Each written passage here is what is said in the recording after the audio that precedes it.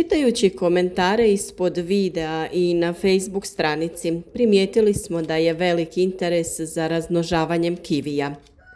Već smo u videima pokazali da se kivi veoma lako razmnožava iz sjemena, međutim, kod tog načina razmnožavanja teško je utvrditi da li će biljka koju dobijemo sijanjem davati plodove ili će biti oprašivač za druge kivije. Naravno, i dalje ćemo sijati kivi, ali nakon što kivi izraste, izvršiti ćemo kalemljenje, te na taj način dobiti biljku kakvu želimo. Ipak danas ćemo pričati o načinu razmnožavanja kivija pomoću reznica. Ovaj način dosta se često koristi i ne samo za razmnožavanje kivija, već i za druge drvenaste biljke poput vinove loze, smokve ili nekog drugog voća. Ostanite s nama i pogledajte šta vam je potrebno da bi razmnožili kivi i ne zaboravite podržati naš rad klikom na like ispod videa. Ako na kraju ipak budete imali pitanja, slobodno nam pišite ispod videa u komentar, a pišite nam i koja su vaša iskustva sa uzgojem kivija i drugih biljaka. Pišite nam i od kuda nas pratite, te nam pomozite da podijelimo znanje sa što više ljudi na način da podijelite ovaj video sa prijateljima na društvenim mrežama. U drugoj polovini zimskog perioda pristupiti ćemo orezivanju kivija, čiji su izdanci jako bujni i dugi. Ovaj kivi dao je veliku količinu plodova ove godine i čitavu jesen i zimu uživamo u njima. Inače je kivi dvospolna biljka, pa ćemo uzeti po nekoliko reznica sa muškog i ženskog stabla. Naravno, ne smijemo ih pomiješati da bi kasnije znali koja je koja sadnica. No prvo da kažemo koji supstrat je najbolji za ovu namjenu. Mi uvijek za razmnožavanje reznica koristimo supstrat od kokosovih vlakana proizvođača Home of Garden, koji je najbolji na tržištu. Dolazi u prešanom pakiranju i prije upotrebe ga je potrebno natopiti u vodi. Inače, ovo pakiranje kokosovih vlakana nakon natapanja u vodi povećava volumen i dobivamo oko 70 litara supstrata.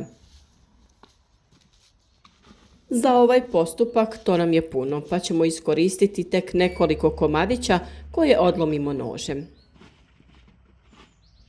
Ako te komade usitnimo, oni će lakše upiti vodu u sebe i biti spremni za upotrebu.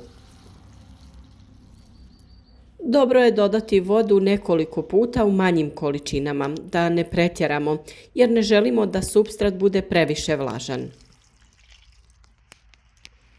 Isti postupak ćemo primijeniti i kod razmnožavanja vinove loze pomoću reznica, pa ćemo pripremiti supstrat i za vinovu lozu i za kivi. Budući da još uvijek nije vrijeme za rezidbu kivija, sa razmnožavanjem možemo pričekati do 2. mjeseca, kada možemo pripremiti reznice. Mi smo razmnožavanje radili u 1. mjesecu, ali preporučili bi da se postupak odgodi za 2. ili 3. mjesec. Ipak reznice nakon orezivanja ne treba ostavljati da stoje, već ih je potrebno iskoristiti što prije. Ako orezujete biljke kasnije i razmnožavanje možete napraviti kasnije. Svakako je reznice dobro prije ovog postupka staviti u vodu da u sebe upiju količinu vode koja će biti potrebna za period ožiljavanja. Nakon što se supstrat natopio u vodi, odstraniti ćemo višak vode i dodati ga u prikladnu posudu. Možete koristiti manju kantu ili vazu, a preporučili bi posudu koja je plitka, iz razloga što reznice postavljamo horizontalno. Za ubrzavanje postupka i veći postotak ožiljenih reznica koristimo hormon za ožiljavanje drvenastih biljaka. Skinuti ćemo koru sa dvije strane na donjem pupoljku i na taj dio nanijeti praškasti hormon. Nije potrebno dodavanje debljeg sloja hormona, već samo onoliko koliko se zalijepi za reznicu. Tada ćemo reznice slagati jednu do druge naizmjenično ih okrećući. Ovaj razmak radimo da bi odvojili korijenje da se ne bi splelo. Upravo je i opskrbljavanje reznice vodom razlog zbog kojeg reznice polažemo horizontalno. Zbog nedostatka korijena pokretanje biljnih sokova je otežano, pa biljci na ovaj način pomažemo u početnom stadiju. Na vrhu reznice pravimo ureze ili stružemo koru da bi lakše upijala vodu iz supstrata, ali i da bi povećali površinu, a samim tim povećavamo i mogućnost puštanja korijena. Prvi pup na reznici umačemo u praškasti hormon za ožiljavanje, a drugu stranu reznice ćemo zatvoriti kalemarskim voskom. Koru stružemo u dužini oko 20 mm. Nakon što smo reznice prekrili vlažnim supstratom, preko njih ćemo staviti foliju da spriječimo isušivanje supstrata. Za to možemo koristiti kuhinsku PVC ili aluminijsku foliju. Preporučujemo materijal koji ne propušta svjetlost da bi se korijen bolje razvijao. Reznice treba držati na stabilnoj temperaturi od oko 25 stepeni Celzijusa.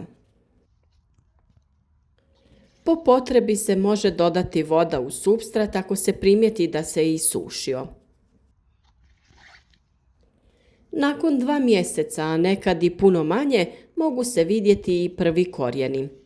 Tada se reznice mogu presaditi u tlo ili u odvojene posude gdje će nastaviti sa razvojem.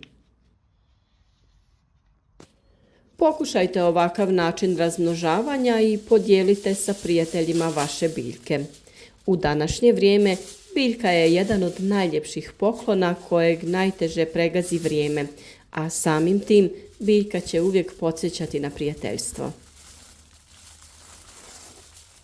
U našem voćnjaku imamo nekoliko vrsta kivija, ali volimo obogatiti asortiman biljaka da bi što bolje mogli testirati njihovu rodnost i otpornost na sušu ili bolesti. U jesen smo nabavili nekoliko novih sorti kivija. To je jako bitan faktor pri odabiru sorte koju želite uzgajati. Izborom otporne sorte smanjujemo potrebu za upotrebom hemijskih preparata za sprječavanje bolesti biljaka.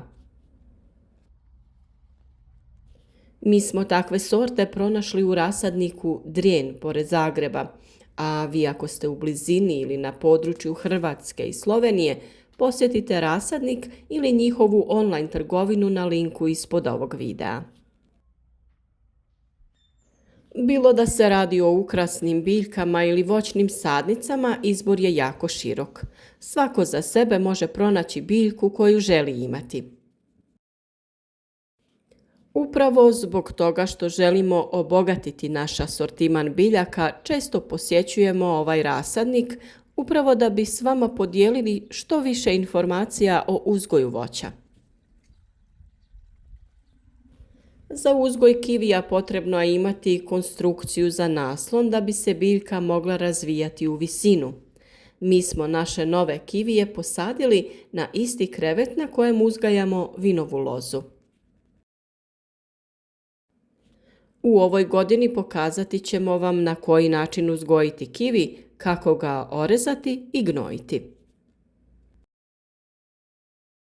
Želimo vam puno uspjeha i sreće u novoj godini, u životu, ali i u uzgoju voća i povrća.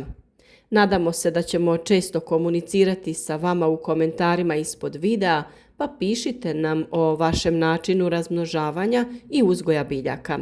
Pišite od kuda nas pratite, koje biljke uzgajate i šta vam se sviđa na našem kanalu, a šta bi htjeli da je drugačije. Pomozite nam da zajednički podijelimo dobre i korisne informacije sa što više ljudi, da bi svi proizveli za svoje potrebe dovoljnu količinu voća i povrća.